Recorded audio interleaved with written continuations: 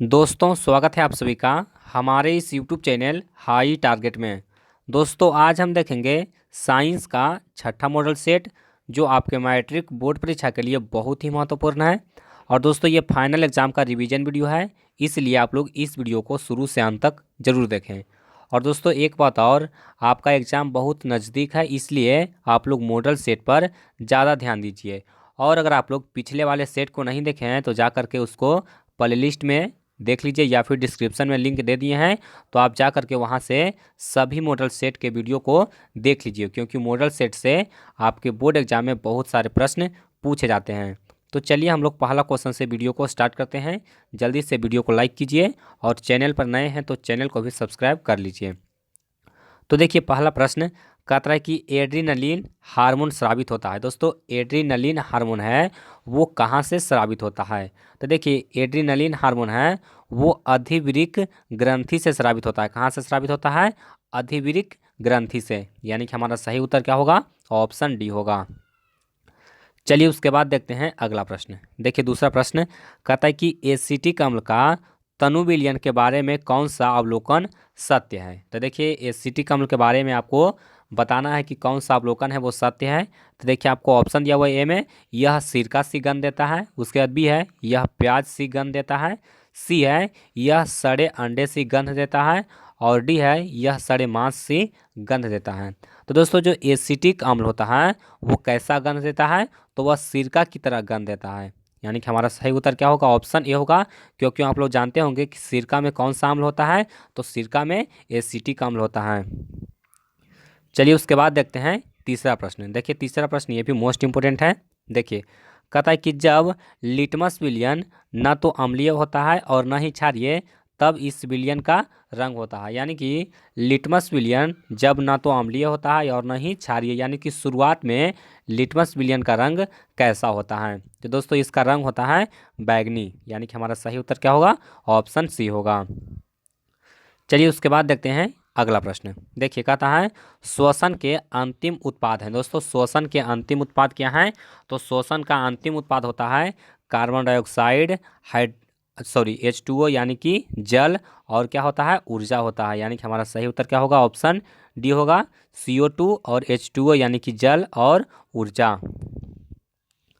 चलिए उसके बाद देखते हैं अगला प्रश्न। देखिए पांचवा प्रश्न कहता है कि निम्नलिखित प्रकाश के रंगों में किस रंग का अपवर्तनांक सबसे अधिक होता है? दोस्तों किस रंग का अपवर्तनांक सबसे अधिक होता है? तो आप लोग जानते होंगे कि बैगनी रंग का जो अपवर्तनांक होता है वो सबसे अधिक होता है। और दोस्तों एक प्रश्न आपके लिए है होमवर्क के रूप में, आपको बताना है कि जो प्रिज्म से हम लोग श्वेत प्रकाश को गुजारते हैं तो वह 7 रंगों में विभक्त हो जाता है। तो सातों रंगों का आपको क्रम लिख के बताना है, यानी कि सातों रंगों का क्रम आपको बताना है कि पहला कौन सा रंग होता है, उसके बाद दूसरा कौन सा रंग होता है, तीसरा कौन सा रंग होता है। आपको सातों रंगों का क्रम सीरियल वाइज आपको कमेंट कर देना है। चलिए उसके बाद देखते हैं अगला प्रश्न। देखिए छठा प्रश्न कहता है कि निम्नलिखित में से कौन अधातु है? दोस्तों निम्नलिखित में से कौन अधातु है? तो देखिए आपको ऑप्शन दिया हुआ है, ए में कार्बन, बी है सोडियम, सी है एल्यूमिनियम और डी है कैल्शियम। तो दोस्तों इसमें कौन अधातु है? तो आप लोग जानते होंगे कि कार्बन क्या है, तो कार्बन एक अधातु है। चलिए उसके बाद देखते हैं सातवां प्रश्न। देखिए कहता है कि इनमें कौन पादप हार्मोन है? दोस्तों आपको बताना है कि कौन पादप हार्मोन है। तो देखिए आपको दिया हुआ ऑप्शन इंसुलिन, थायरोक्सिन, एस्ट्रोजन और साइटोकाइनिन। तो दोस्तों इसमें पादप हार्मोन यानी कि पेड़ पौधे का हार्मोन कौन है? तो साइटोकाइनिन है। साइटोकाइनिन कहाँ पाया जाता है? तो पेड़ पौधे में पाया जाता है। चलिए उसके बाद देखिए अगला प्रश्न। देखिए कहता है कि सुरंगम किस राज्य की जल संग्रहण व्यवस्था है? दोस्तों सुरंगम किस राज्य की जल संग्रहण व्यवस्था है? तो सुरंगम कहाँ की है? तो कर्नाटक की प्राचीन जल संग्रहण व्यवस्था है। चलिए उसके बाद देखिए कहता है कि कौन सा हाइड्रोकार्बन सबसे सरल यौगिक है? दोस्तों सबसे सरल हाइड्रोकार्बन कौन है? तो सबसे सरल हाइड्रोकार्बन कौन होगा? जिसमें सिर्फ एक कार्बन होगा और इसके 4 बॉन्ड होंगे, यानी कि चारों बॉन्ड से हाइड्रोजन जुड़े हुए रहेंगे। यानी कि सबसे सिंपल कौन है? तो CH4 है। CH4 यानी कि इसको क्या कहा जाता है? मीथेन कहा जाता है। सबसे सरलतम कौन है?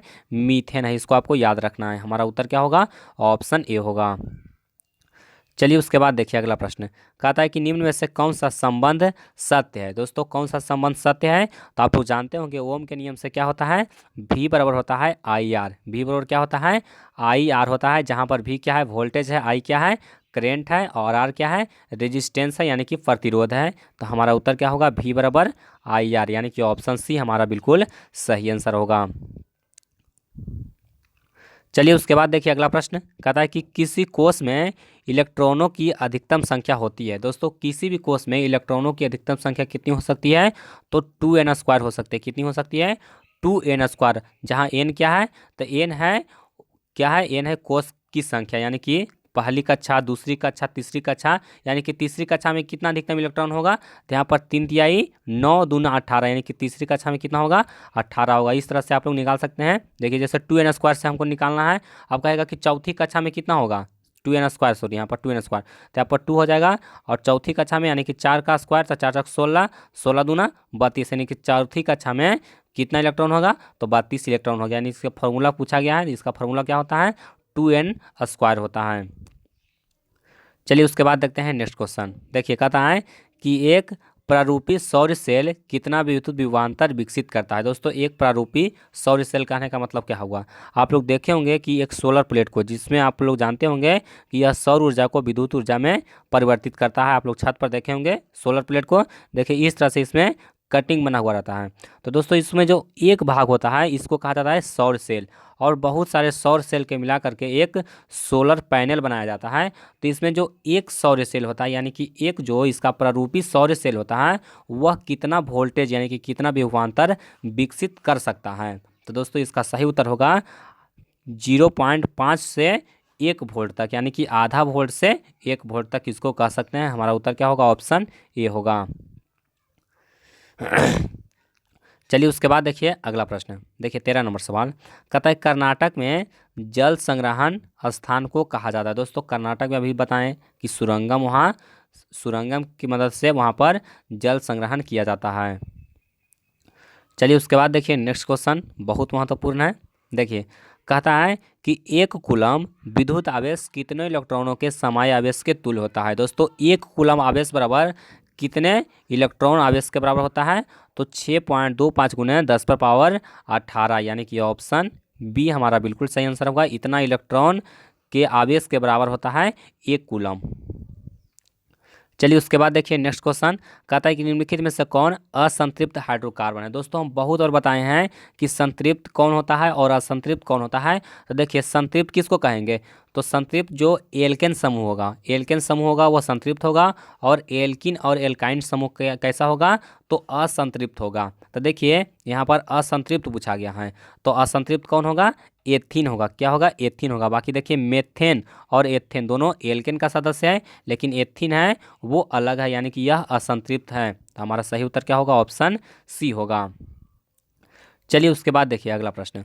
देखिए कहता है कि निम्न में से कौन बौने पौधे को दर्शाता है, यानी कि जब मेंडल ने मटर के पौधे को दर्शाया था, तो उसमें देखिए टी से दर्शाया था, टी एक कैपिटल टी और स्मॉल टी इस तरह से दर्शाया था। तो इसमें जो बौना पौधा है उसको किसे दर्शाया था, तो देखिए जो दोनों टी स्मॉल रहेगा उसको बौने यानी कि इससे दोनों स्मॉल टी से बौने पौधे को दर्शाया था, और दोनों कैपिटल टी से जो था वो लंबे पौधे को दर्शाया था। तो यहाँ पर हमारा उत्तर क्या होगा, ऑप्शन सी होगा। चलिए उसके बाद देखिए अगला क्वेश्चन कहता है कि मेरुरज्जु निकलता है। दोस्तों मेरुरज्जु है वो कहाँ निकलता है, दोस्तों मेरुरज्जु है वो कहाँ निकलता है, तो प्रमस्तिष्क से निकलता है। कहाँ से, तो प्रमस्तिष्क से, यानी कि ऑप्शन ए यहाँ पर बिल्कुल सही होगा।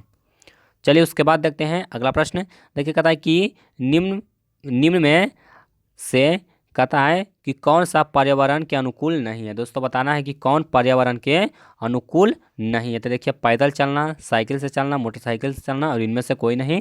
तो देखिए मोटरसाइकिल से चलना पर्यावरण के अनुकूल नहीं है, क्योंकि मोटरसाइकिल से बहुत सारा धुआं वगैरह निकलता है, जिससे वायुमंडल है वो दूषित होता है। चलिए उसके बाद देखिए अगला प्रश्न। देखिए कहता है ऑक्सीजन के दो परमाणुओं के बीच कितने आबंध होते हैं। दोस्तों ऑक्सीजन यानी कि ऑक्सीजन और ऑक्सीजन के बीच में कितने बॉन्ड होता है, तो आप लोग जानते होंगे कि ऑक्सीजन ऑक्सीजन के बीच में डबल बॉन्ड होता है। कितना बॉन्ड होता है, डबल बॉन्ड होता है, यानी कि द्वि आबंध। हमारा उत्तर क्या होगा, ऑप्शन बी होगा। चलिए उसके बाद देखिए नेक्स्ट क्वेश्चन कहता है कि स्वपोषी पोषण के लिए आवश्यक है। दोस्तों स्वपोषी पोषण के लिए क्या आवश्यक है, आप लोग जानते होंगे कि क्लोरोफिल आवश्यक है, सूर्य का प्रकाश आवश्यक है और कार्बन डाइऑक्साइड आवश्यक है। यानी कि पर्णहरित किसको कहा जाता है, क्लोरोफिल को कहा जाता है। तो हमारा उत्तर क्या हो जाएगा, ऑप्शन डी होगा, इनमें से सभी। चलिए उसके बाद देखते हैं अगला प्रश्न। देखिए 21वां क्वेश्चन कहता है कि नेत्र में प्रवेश करने वाली प्रकाश की किरणों का अधिकांश परिवर्तन कहाँ होता है। दोस्तों कहता है कि नेत्र में प्रवेश करने वाले प्रकाश किरणों का अधिकांश अपवर्तन कहाँ पर होता है। तो देखिए आपको ऑप्शन दिया, कॉर्निया के बाहरी पृष्ठ पर, उसके बाद है अभिनेत्र लेंस पर, सी है नेत्रोद पर और डी है दृष्टि पटल पर। तो दोस्तों जो अधिकांश परिवर्तन है वो कहाँ होता है, दृष्टि पटल पर होता है और यहीं पर प्रतिबिंब बनता है। यानी कि जहाँ पर प्रतिबिंब बनता है वहाँ पर किरणों का अधिकांश परिवर्तन होता है। अधिकांश परिवर्तन कहाँ होता है, दृष्टि पटल पर होता है और दृष्टि पटल पे ही किसी वस्तु का प्रतिबिंब बनता है। चलिए उसके बाद देखते हैं अगला प्रश्न। देखिए कहता है कि ओजोन परत किस हानिकारक विकिरण से पृथ्वी को सुरक्षा प्रदान करती है। तो दोस्तों ओजोन परत है वो पराबैंगनी किरण से सुरक्षा प्रदान करती है, आपको पता होगा। हमारा उत्तर क्या होगा, ऑप्शन सी होगा।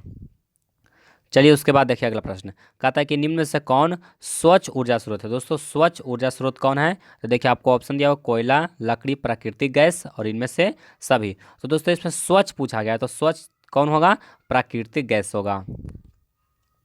चलिए उसके बाद देखिए कहता है कि निम्न में से कौन उभयलिंगी जंतु है। दोस्तों उभयलिंगी जंतु किसको कहते हैं, तो जिसमें नर और मादा दोनों होता है, यानी कि जिसमें नर और मादा दोनों होता है उसको कहा जाता है उभयलिंगी जंतु। तो उभयलिंगी जंतु कौन होता है, तो उभयलिंगी जंतु होता है केचुआ। यानी कि जितना भी केचुआ होता है वो उभयलिंगी होता है। तो हमारा उत्तर क्या होगा, ऑप्शन ए होगा। चलिए उसके बाद देखिए नेक्स्ट क्वेश्चन। देखिए कहता है कि निम्न में से कौन एक लिंगी पुष्प है। दोस्तों निम्न में से कौन एक लिंगी पुष्प है। तो देखिए आपको ऑप्शन दिया हुआ है, ए में गुड़हल, बी है सरसों, सी है पपीता का पुष्प और डी है गुलाब। तो दोस्तों इसमें से कौन एक लिंगी पुष्प है, तो देखिए इसमें जो पपीता का जो फूल होता है वो एक लिंगी पुष्प का उदाहरण है। चलिए उसके बाद देखिए अगला प्रश्न। देखिए कहता है कि कौन सा अधातु कमरे के ताप पर तरल अवस्था में पाया जाता है। देखिए इसमें बहुत सारे स्टूडेंट का कंफ्यूजन हो जाता है, उस डायरेक्ट देखेंगे और कहेंगे कि पारा, लेकिन यहाँ पर पारा नहीं होगा। तो आपको क्वेश्चन को ध्यान से पढ़ना है। यहाँ पर पूछा गया कौन सा अधातु कमरे के तापमान पर तरल अवस्था में रहता है। तो अधातु पूछेगा तो हो जाएगा ब्रोमीन, और अगर यहाँ पर धातु पूछेगा तब होगा पारा। यहाँ पर आपको ध्यान देना है, अगर धातु पूछेगा तो पारा और अधातु पूछेगा तो ब्रोमीन। यानी कि 26 का सही आंसर कौन होगा, तो 26 का सही आंसर हो जाएगा ऑप्शन बी। चलिए उसके बाद देखते हैं अगला प्रश्न। देखिए 27वां क्वेश्चन कहता है कि हमारे शरीर में कौन सा हार्मोन कार्बोहाइड्रेट, प्रोटीन तथा वसा का उपापचयन का नियंत्रण करता है। तो दोस्तों इसमें जो हमारा सही उत्तर होगा वो कौन सा होगा, इंसुलिन होगा। यानी कि इंसुलिन है वो कार्बोहाइड्रेट, प्रोटीन तथा वसा का उपचयन का नियंत्रित करता है। चलिए उसके बाद देखते हैं अगला प्रश्न। देखिए कहता है दांतों को साफ करने के लिए दंत मंजन प्रायः होता है, कैसा होता है। तो देखिए आप लोग जानते होंगे कि दंत मंजन कैसा होता है, यानी कि कोलगेट वगैरह जो होता है वो कैसा होता है, क्षारीय होता है। हमारा सही उत्तर क्या होगा, ऑप्शन ए होगा। चलिए उसके बाद देखते हैं अगला प्रश्न। देखिए 29 नंबर सवाल, ये भी मोस्ट इंपोर्टेंट है। देखिए कहता है किसी लेंस का आवर्धन का एसआई मात्रक। दोस्तों किसी लेंस का उत्पन्न आवर्धन का एसआई मात्रक क्या होता है, तो आवर्धन क्षमता का एसआई मात्रक नहीं होता, यानी कि वह मात्रक विहीन होता है। हमारा सही उत्तर क्या होगा, ऑप्शन डी होगा। चलिए उसके बाद देखते हैं 30वां क्वेश्चन। देखिए कहता है क्लोरीन के कहता है कि परमाणु के बहामतम कक्षा में इलेक्ट्रॉनों की संख्या कितनी होती है। तो दोस्तों क्लोरीन का आप लोग जानते होंगे कि परमाणु संख्या होता है 17। तो पहला कक्षा में 2, दूसरा कक्षा में 8 और तीसरा कक्षा में 7 इलेक्ट्रॉन। देखिए 2 8 कितना हो गया, 10 और 7 17, यानी कि इसका बाहरी कक्षा में कितना इलेक्ट्रॉन हो गया, तो 7 इलेक्ट्रॉन हो गया। यानी कि हमारा उत्तर क्या होगा, ऑप्शन सी होगा। चलिए उसके बाद देखते हैं 31वां सवाल। देखिए 31वां सवाल बहुत महत्वपूर्ण है। कहता है कि किसी विद्युत धारावाही चालक तार द्वारा उत्पन्न चुंबकीय क्षेत्र की दिशा निर्धारित करने के लिए निम्नलिखित में से कौन सहायक होता है। तो दोस्तों कोई भी विद्युत धारावाही चालक में चुंबकीय क्षेत्र की दिशा ज्ञात करने के लिए हम लोग किसका किसका प्रयोग करते हैं, तो उसमें दक्षिण हस्त अंगूठा नियम भी प्रयोग करते हैं, फ्लोमिंग का वाम हस्त नियम भी प्रयोग करते हैं और फ्लोमिंग का दक्षिण हस्त नियम भी प्रयोग करते हैं। यानी कि हमारा उत्तर क्या होगा, इनमें से सभी होगा। देखिए यहाँ पर चुंबकीय क्षेत्र की दिशा है वो तीनों से हम लोग ज्ञात कर सकते हैं। चलिए उसके बाद देखते हैं अगला प्रश्न। देखिए 32 नंबर सवाल कहता है कि ग्लूकोज का विखंडन पाइरूवेट में होता है, यह प्रक्रम संपन्न होता है। दोस्तों यह प्रक्रम कहाँ संपन्न होता है, तो यह कोशिका द्रव में संपन्न होता है। कहाँ होता है, कोशिका द्रव में, यानी कि ऑप्शन सी इसका बिल्कुल सही होगा।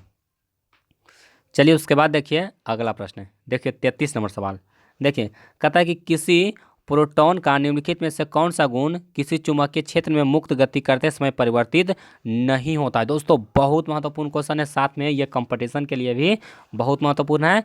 कहता है कि प्रोटॉन का वह कौन सा गुण है जो चुंबकीय क्षेत्र में मुक्त गति करते समय परिवर्तित नहीं हो सकता है। तो दोस्तों इसका जो संवेग है वो परिवर्तित नहीं हो सकता, इसको आप लोग गांठ बांध के याद कर लीजिए।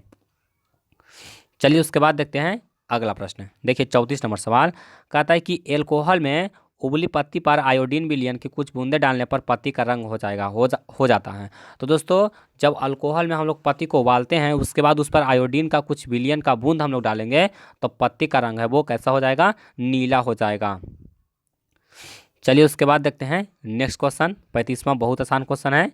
देखिए कहता है कि यदि किसी समबाहु त्रिभुज प्रिज्म में कहता है निर्गत कोण और विचलन कोण क्रमशः 30-40 डिग्री और 30 डिग्री है, तो आपतन कोण, इसमें आपको आपतन कोण का मान पूछा गया है। तो इसमें आपतन कोण का मान देखिए, अगर समबाहु त्रिभुज है तो आपतन कोण कितना हो जाएगा, तो इसका देखिए त्रिभुज के नियम पर इस तरह से आप लोग निकाल सकते हैं। ये कोण 90 डिग्री अगर होगा, अगर ये 40 डिग्री है और ये 30 डिग्री कोण बना रहा है, तो यहाँ पर जो कोण बनेगा वो कितना डिग्री बनेगा, 50 डिग्री का बनेगा। कितना डिग्री का, 50 डिग्री का, यानी कि हमारा सही उत्तर क्या होगा, ऑप्शन बी होगा। चलिए उसके बाद देखते हैं 36 नंबर सवाल। देखिए कहता है कि एक उत्तल लेंस की क्षमता 1 डायोप्टर है, तो उस लेंस की फोकस दूरी कितना होगा, +100 सेंटीमीटर होगा। कितना होगा, +100 सेंटीमीटर। चलिए उसके बाद देखते हैं अगला प्रश्न। देखिए 37 नंबर सवाल कहता है कि निम्नलिखित में से कौन वायरस संक्रमित रोग है, यानी कि कौन सा रोग है वो वायरस के द्वारा होता है। तो देखिए आपको ऑप्शन दिया हुआ है गोनोरिया, सिफिलिस और उसके बाद HIV यानी कि एड्स, और दिया गया है इनमें से कोई नहीं है। तो दोस्तों जो एड्स होता है वो वायरस के द्वारा होता है, यानी कि विषाणु के द्वारा होता है। तो हमारा उत्तर क्या होगा, ऑप्शन सी होगा। चलिए उसके बाद देखिए 38 नंबर सवाल। देखिए कहता है कि पराग नलिका का बीजांड की ओर वृद्धि करना किस प्रकार का अनुवर्तन से संबंधित है। दोस्तों पराग नलिका का बीजांड की ओर वृद्धि करना है वो किस तरह का अनुवर्तन का उदाहरण है, तो यहाँ पर हमारा उत्तर होगा रसायनानुवर्तन, यानी कि ऑप्शन डी हमारा यहाँ पर बिल्कुल सही आंसर है। और अगर पूछ दिया कि पेड़ पौधे को सूर्य के प्रकाश की ओर गति करना, यह कौन सा अनुवर्तन हो गया, तो यह प्रकाशानुवर्तन हो गया। चलिए उसके बाद देखिए कहता है कि किसी आंतरिक छात्री को आकाश कैसा प्रतीत होता है, तो आकाश का रंग होता है वो काला प्रतीत होता है। चलिए उसके बाद देखिए अगला प्रश्न कहता है कि रुधिर का कौन सा अवयव रक्त स्राव को रोकने में मदद करता है। तो आप लोग जानते होंगे कि जो प्लेटलेट्स है वो रक्त को जमा देता है, यानी कि खून को जमा देता है, और यह रक्त का जो बहना होता है वो रुक जाता है। उसके बाद देखिए कहता है कि अल्केन का समान सूत्र। दोस्तों अल्केन का समान सूत्र CnH2n+2, एल्किन का तो CnH2n, और एल्काइन का तो CnH2n-2, यानी कि एल्केन का पूछा गया। तो हमारा उत्तर क्या होगा, ऑप्शन ए होगा। चलिए उसके बाद देखिए 42 नंबर सवाल। देखिए कहता है कि रासायनिक अभिक्रिया के दौरान ऑक्सीजन का योग, तो दोस्तों ऑक्सीजन का योग क्या कहलाता है, तो ऑक्सीजन का योग कहलाता है उपचयन। क्या कहलाता है, ऑक्सीजन का योग क्या कहलाता है, उपचयन कहलाता है। चलिए उसके बाद हम लोग देखते हैं अगला प्रश्न। देखिए 43 नंबर सवाल, ये भी मोस्ट इंपोर्टेंट सवाल है। देखिए कहता है कि कौन सा परंपरागत ऊर्जा स्रोत है। दोस्तों कौन है वो परंपरागत ऊर्जा स्रोत है, तो देखिए आपको ऑप्शन दिया हुआ है जैव मात्रा यानी कि बायोगैस, उसके बाद बी है नाभिकीय ऊर्जा, सी है भूतापीय ऊर्जा, और डी है इनमें से कोई नहीं। तो दोस्तों इसमें कौन परंपरागत है, तो इसमें परंपरागत कोई नहीं है। हमारा उत्तर क्या हो जाएगा, ऑप्शन डी हो जाएगा। चलिए उसके बाद देखते हैं अगला प्रश्न। देखिए कहता है कि संगमरमर का रासायनिक सूत्र क्या है। दोस्तों संगमरमर का रासायनिक सूत्र क्या होता है, तो CaCO3 होता है। हमारा उत्तर क्या हो जाएगा, ऑप्शन सी हो जाएगा। चलिए उसके बाद देखते हैं अगला प्रश्न। देखिए कहता है कि अतिभारण के समय विद्युत परिपथ में विद्युत धारा का मान। दोस्तों अतिभारण के समय विद्युत परिपथ में विद्युत धारा का मान में क्या परिवर्तन होता है, तो जो विद्युत धारा का मान है वो बहुत अधिक बढ़ जाता है। हमारा उत्तर क्या होगा, ऑप्शन सी होगा। चलिए उसके बाद देखते हैं कहता है कि जैव विविधता का विशिष्ट स्थल है। दोस्तों जैव विविधता का विशिष्ट स्थल क्या है, तो वन है। क्या है? वन है, यानी कि जंगल है। चलिए उसके बाद देखिए अगला प्रश्न। देखिए कहता है कि वायुमंडल में प्रकाश का कौन सा रंग अधिक परिकर्णन करता है। दोस्तों सबसे ज़्यादा परिकीर्णन कौन होता है? तो नीला रंग होता है। चलिए उसके बाद देखते हैं 48 नंबर सवाल। कहता है कि निम्न में से किस माध्यम में प्रकाश की चाल अधिक होती है। तो आप लोग जानते होंगे कि सबसे ज़्यादा प्रकाश का चाल किस में होगा? हवा में होगा। कहाँ पे होगा? हवा में, क्योंकि हवा है वो बाकी माध्यम के तुलना में क्या है? विरल है। चलिए उसके बाद देखते हैं अगला प्रश्न। देखिए कहता है कि चालक का प्रतिरोध निर्भर नहीं करता है। दोस्तों चालक का जो प्रतिरोध है वो किस पर निर्भर नहीं करता है? तो देखिए चालक की लंबाई पर, तो देखिए इस पर निर्भर करता है। उसके चालक के अनुप्रस्थ काट क्षेत्रफल पर, तो देखिए इस पर भी निर्भर करता है। अब देखिए बहुत सारे स्टूडेंट को पता नहीं होता है कि अनुप्रस्थ काट क्षेत्रफल किसको कहा जाता है। तब मान लीजिए कि यह एक तार है, यह एक तार है, तो यहाँ से जो यहाँ तक का लंबाई होगा, यहाँ से यहाँ तक का जो लंबाई होगा, इसको हम लोग कहते हैं चालक का लंबाई। लेकिन यहाँ पर जो गोल इस तरह से होता है और जो इसका क्षेत्रफल होता है, इसी को कहा जाता है अनुप्रस्थ काट का क्षेत्रफल। अब देखिए चालक के तापमान पर, तो दोस्तों चालक के तापमान पर भी प्रतिरोध निर्भर करता है। उसके बाद डी है चालक में प्रवाहित विद्युत धारा पर, तो दोस्तों इस पर निर्भर नहीं करता है। हमारा उत्तर क्या होगा? ऑप्शन डी होगा। चलिए उसके बाद देखते हैं अगला प्रश्न। देखिए 50वां क्वेश्चन, ये भी मोस्ट इंपोर्टेंट है। देखिए कहता है निम्न में से किस दर्पण की फोकस दूरी धनात्मक होती है। दोस्तों फोकस दूरी किसकी धनात्मक होती है? तो देखिए आपको ऑप्शन दिया हुआ है समतल दर्पण, बी है उत्तल दर्पण, सी है अवतल दर्पण। तो दोस्तों किस में फोकस दूरी धनात्मक होती है? तो अवतल दर्पण में होती है। हमारा उत्तर क्या हो जाएगा? ऑप्शन बी हो जाएगा। तो दोस्तों उम्मीद करता हूँ कि ये वीडियो आपको पसंद आया होगा, और अगर आपको वीडियो पसंद आया तो वीडियो को लाइक कीजिए, इसको अपने दोस्तों में शेयर कीजिए, और अगर आप लोग चैनल पर नए हैं तो चैनल को भी सब्सक्राइब कर लीजिए।